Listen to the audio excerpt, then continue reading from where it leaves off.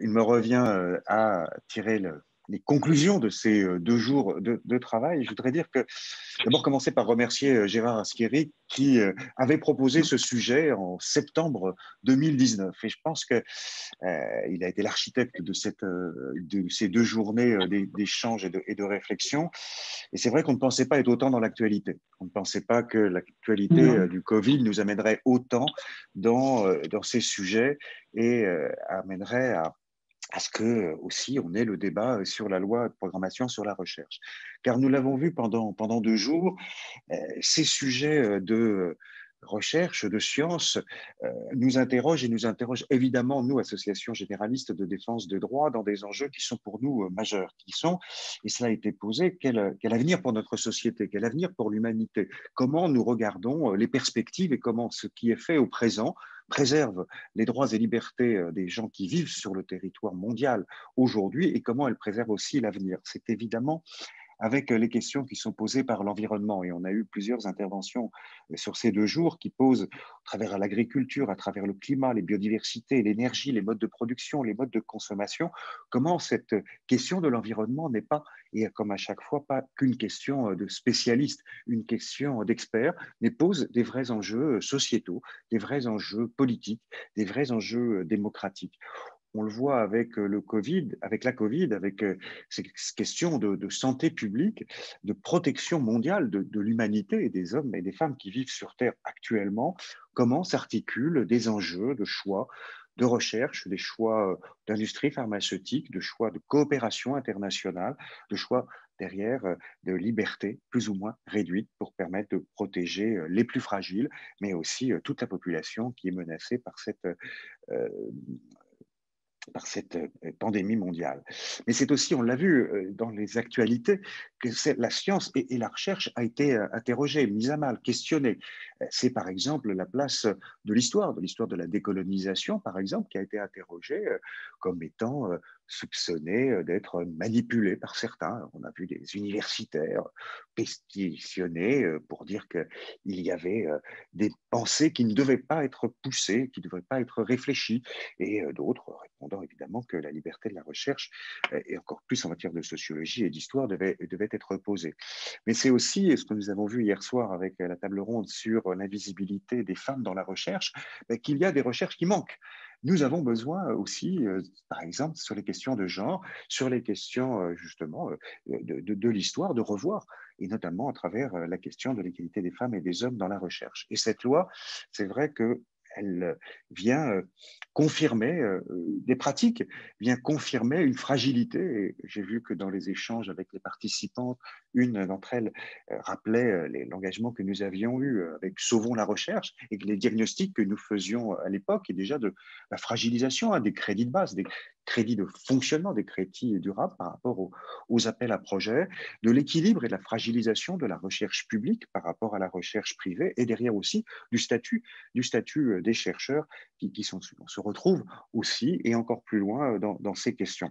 Mais on voit que ces questions de cette science, et ça a été dit, et je reprends évidemment cette citation qu'on ne peut pas oublier, science sans conscience n'est que ruine de l'âme, hein, de rappeler, elle a été reprise hier et aujourd'hui, donc je la reprends totalement, c'est que c'est évidemment un enjeu individuel de chercheurs et de conscience des chercheurs, de ses pairs, évidemment, de vérifier que celle-ci s'inscrit dans une logique qui est d'intérêt général ou en tout cas d'intérêt transparent et de lisibilité. Mais c'est évidemment aussi un enjeu collectif et un enjeu politique. Comme je l'ai dit, les questions qui sont derrière sont des droits, sont des libertés, sont la façon dont nous voyons la société et le modèle de société que nous recherchons.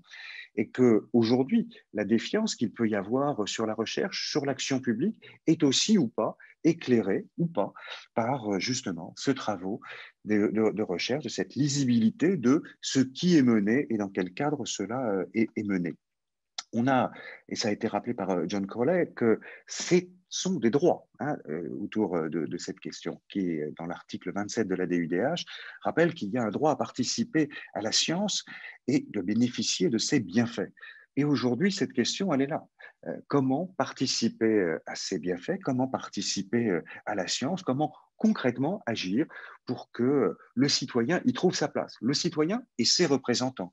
Et les enjeux, nous les avons vus, se posent beaucoup en termes de liberté académique et de recherche. La recherche libre est une recherche qui progresse, est une recherche qui innove.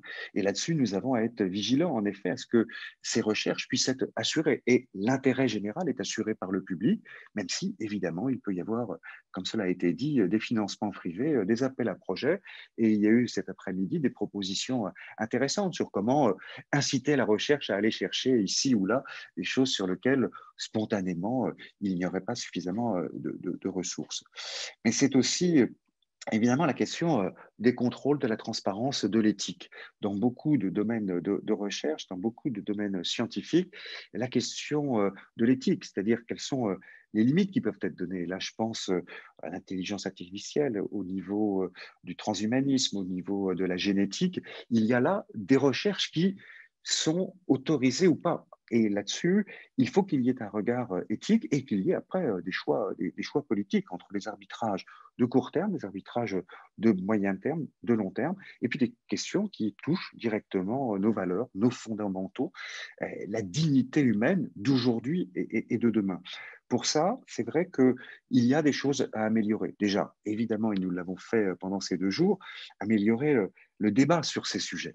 Il n'y a pas une règle éthique, il n'y a pas une méthode, il y a des sciences, il y a des recherches, il y a des chercheurs, et que tout ce qui vient accroître les croisements des regards, les pas de côté, la prise en compte d'autres problématiques que celle simplement de l'expertise, vient aider à renforcer l'efficacité, l'utilité et la compréhension de celle-ci. Parce que notre démocratie est aujourd'hui en effet fragilisée, certes par des puissances économiques qui y voient un intérêt à court terme d'être rentable.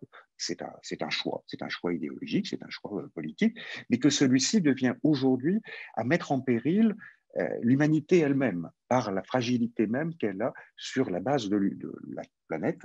C'est pour ça que la LDH est de plus en plus à s'investir sur ces questions d'environnement, sur ces questions de prise en compte de celle-ci dans les droits fondamentaux qui pourraient revenir sur des droits comme celui de la propriété ou celui de l'entreprise, voire même sur des libertés économiques aujourd'hui en place.